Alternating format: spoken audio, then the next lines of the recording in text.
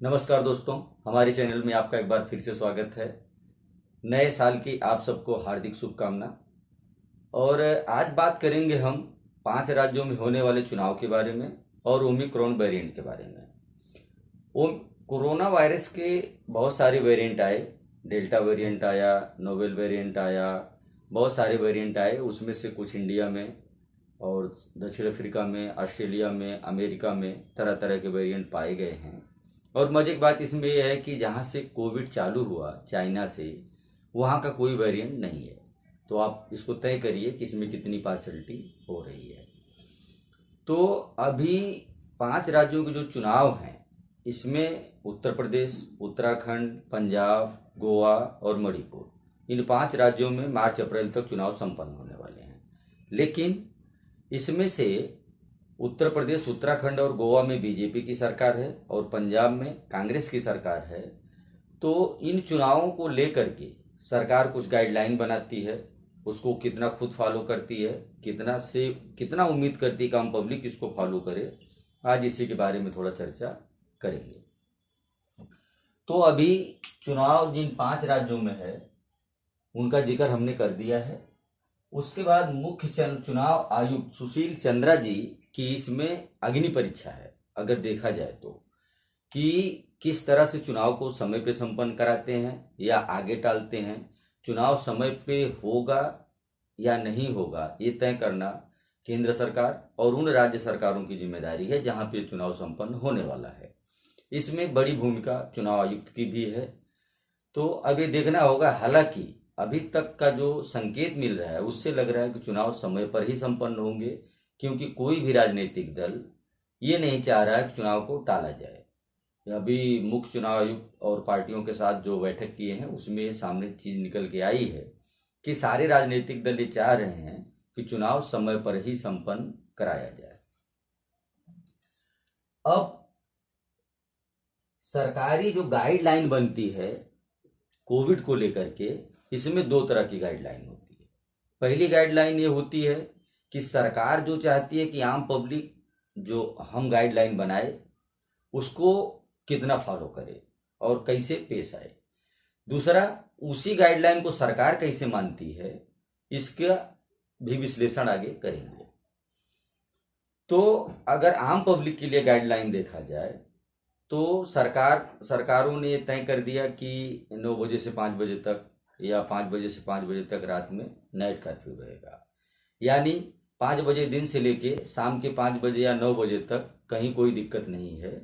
उसके बाद अगर कोई बाहर निकलता है तो कोविड के दायरे में आ सकता है। दूसरी बात, बसों में, ट्रेनों में, ऑटो में, रिक्शे में, सिनेमा हॉल में, जिम्नेजियम में, बाजार में, हाट में, बस, मेट्रो, रेल, हर जगह सरकार की एक गाइडलाइन होती है। कहीं 50% क्षमता के साथ काम करेगी, कहीं 60% के साथ काम करेगी। तो मुझे समझ में ये नहीं आता है कि जब तक आदमी बस में नहीं बैठा है तब तक बाहर हजारों की भीड़ में खड़ा है, लंबी लंबी कतारों में खड़ा है, तब तक उसको कोविड का कोई प्रकोप नहीं है, तब तक उसको कोई दिक्कत नहीं है। लेकिन जैसे वो बस में बैठने के लिए जाएगा तो बस में पहले बैठते थे 60 लोग, 70 लोग, अब बैठेंगे 35 लोग, 30 लोग। तो बस में बैठेंगे तो फुल अगर कैपेसिटी में बस अपनी पैसेंजर को बैठाती है 60 या 70, तो वहां पे कोविड हो जाएगा।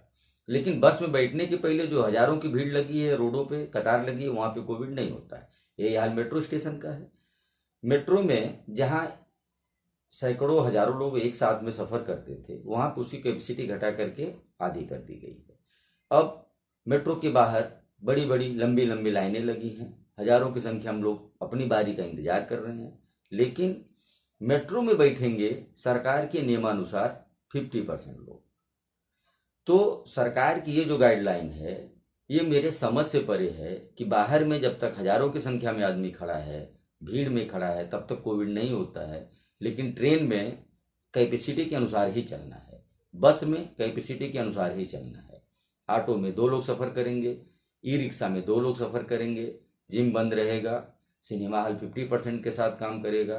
तो सरकार की इस तरह की गाइडलाइनें होती हैं कि आम पब्लिक को स्कूल बंद कर दिया, कॉलेज बंद कर दिया, सारी चीज़ों पे रोक।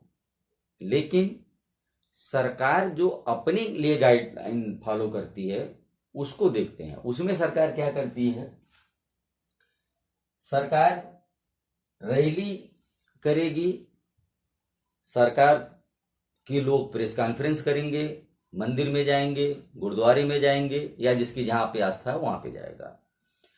तो अब समझ में नहीं आता कि जब बस आधे कैपेसिटी के साथ चलेगी, ट्रेन आधी कैपेसिटी के साथ चलेगी, अगर कोई भी नेता हो, चाहे छोटी पार्टी का हो चाहे बड़ी पार्टी हो, सत्ताधारी का हो या विपक्ष का हो, वो अपनी रैली में उम्मीद करता है कि ज्यादा से ज्यादा संख्या में लोग आए। कोई 1 लाख की रैली कर दिया, सोचता है कि अब हम अगली रैली 2 लाख की करेंगे, 2.5 लाख की करेंगे।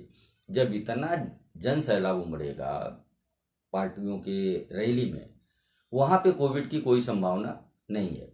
अब मुझे समझ में नहीं आता क्या कोविड झंडे और बैनर से डरता है या नेताओं के प्रभाव से डरता है।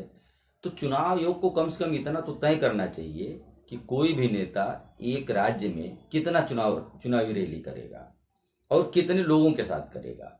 जैसे अगर मेट्रो और बस 50% कैपेसिटी के साथ चलेगी तो किसी भी रैली में 500 लोग क्यों नहीं जाते, 400 लोग क्यों नहीं जाते। शादी के लिए सरकार ने जनसंख्या तय कर दिया, संख्या तय कर दिया कि भाई शादी में 100 लोग शामिल हो सकते हैं, 50 लोग शामिल हो सकते हैं। अच्छा, शादी में बैंड बजेगा कि नहीं बजेगा ये भी सरकार तय कर रही है। अब बैंड वालों का क्या कसूर है वो तो भगवान जाने। इसके बाद और तो और आदमी के दाह संस्कार में कितने लोग जाएंगे ये भी सरकार बता रही है कि 20 लोग जाएंगे, 25 लोग जाएंगे, 50 लोग जाएंगे। लेकिन अपनी रैली करेगी तो 5 लाख की करेगी। तो सरकार का जो ये दोहरा मापदंड है ये सरकार नहीं रोक सकती है। इसको रोकने के लिए चुनाव आयोग को सख्त से सख्त कदम उठाना चाहिए कि एक राज्य में कोई भी पार्टी कितनी रैली करेगी, कितने लोगों के साथ करेगी, इन सब पे चुनाव आयोग का नजर होना चाहिए। तो कुल मिलाजुला के बात यह है कहने की, वीडियो को समाप्त कर रहे हैं कि सरकार जो गाइडलाइन बनाती है उसको खुद तो फॉलो करती नहीं है और पब्लिक से उम्मीद करती है पब्लिक इसको पूरी तरह से फॉलो करे। ये वीडियो आपको कैसा लगा है कमेंट करके जरूर बताइए। आपका प्यार बना हुआ है, इसको बनाए रखिए। हमारे चैनल को लाइक करिए, शेयर करिए और सब्सक्राइब करिए। धन्यवाद, मिलते हैं अगले वीडियो में।